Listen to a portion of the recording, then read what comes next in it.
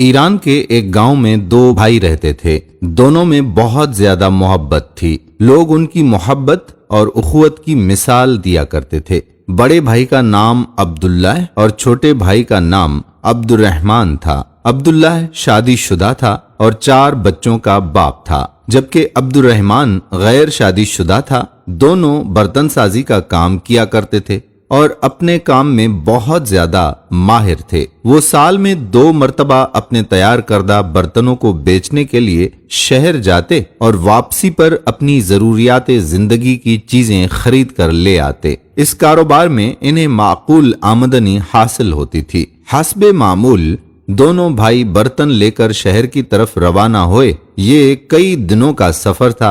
अभी वो शहर से एक दिन के फासले पर थे कि दोपहर का वक्त हो गया। उन्होंने एक साएदार दरख्त के नीचे गद्दों से सामान उतारा, उनके आगे दाना डाला, खुद वुजू करके नमाज़े ज़ुहर अदा की और खाना खाने लगे। खाने से फारिग हुए ही थे कि उन्हें एक शख्स के चलने की आवाज सुनाई दी। उन्होंने देखा कि एक शख्स उनकी जानिब आ रहा था। उस शख्स ने करीब आकर कहा, अये दोस्तों, क्या तुम्हें किसी हमसफर की जरूरत है? बड़े भाई ने जवाब दिया, क्यों नहीं, हम सफर की वजह से सफर आसान हो जाता है। अजनबी उनके पास बैठ गया और अपने मीठे लहजे से दोनों को अपना गर्विदा बना दिया। कुछ देर आराम के बाद सफर दोबारा शुरू हुआ। दौरान सफर अजनबी ने बड़े भाई को अकेले पाकर उससे हाल अहवाल दरियाफ्त किया और बातों बातों में पूछा कि सामान बेचने के बाद क्या तुम दोनों बराबर तकसीम करते हो?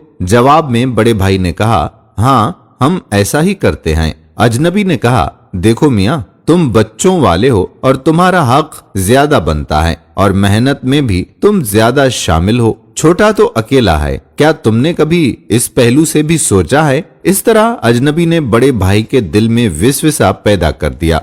उसने दिल में अहद कर लिया कि इस दफा वो ज्यादा हिस्सा लेगा। इस तरह मौका पाकर छोटे भाई से पूछा कि क्या सामान बेचने के बाद तुम दोनों बराबर तकसीम करते हो? छोटे भाई ने भी वही जवाब दिया, हाँ, हम ऐसा ही करते हैं। अजनबी ने कहा, मियाँ, तुम्हारी अभी शादी होनी है, घर बनाना है, काम काज भी तुम ज्यादा करते हो। बड़े भाई तो अपने बच्चों में मसरूफ रहता है। इस तरह तुम्हारा घर कैसे बनेगा? शादी के इखराजात कहाँ से आएंगे? भाई भी विस्वसों का शिकार हो गया और उदास उदास रहने लगा। अजनबी साये की तरह कभी छोटे भाई के कान भरता तो कभी बड़े भाई के कान भरता। शहर पहुंचने के बाद सामान बहुत अच्छे दामों में फरोख्त हो गया। जरूरी खरीदारी करने के बाद दोनों भाई जामे मस्जिद में नमाज पढ़ने गए। आगे इमाम साहब ने बयान करते सूरतुन नास की तशरीह फरमाई कि शैतान किस तरह इंसानी जहनों में विस्वसे पैदा करता है और फरमाया कि अगर कोई भी आपसे कोई ऐसी बात करे जिससे आपस में फूट पड़े या बेइत्तेफाकी पैदा हो या हिर्स जाग उठे तो आप लोग फौरन ला हौला वला कुव्वत इल्ला बिल्लाहिल अलीयुल अजीम पढ़िए। इस तरह वो शैतानी विस्वसा फौरन गायब हो जाएगा और दोनों भाइयों की समझ में ये बात आ गई। मस्जिद के बाहर उन्होंने अपने दिलों को टटोला और एक दूसरे के बारे में गलत विश्वासों पर फौरन ला हौला वला कुव्वत इल्ला बिल्लाहिल अलीयुल अजीम पढ़ा। अजनबी फौरन गायब हो गया। दोनों ने एक दूसरे को सब कुछ बताया।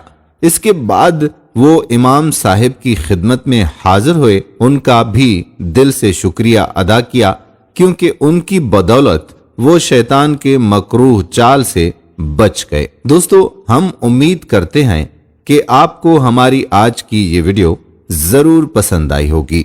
अगर वीडियो पसंद आई है तो आपसे गुजारिश करते हैं कि वीडियो को लाइक करें, शेयर करें और नीचे दिए गए कमेंट बॉक्स में अपने कमेंट्स भी जरूर तहरीर करें। अगर आपने अभी तक हमारा पेज प्यारा दीन लाइक नहीं किया तो पेज को लाइक करके सी फर्स्ट कर दीजिएगा, ताकि यहाँ पर जितनी भी वीडियोस अपलोड हुआ करती हैं उनका नोटिफिकेशन आपको बर वक्त मिलता रहे।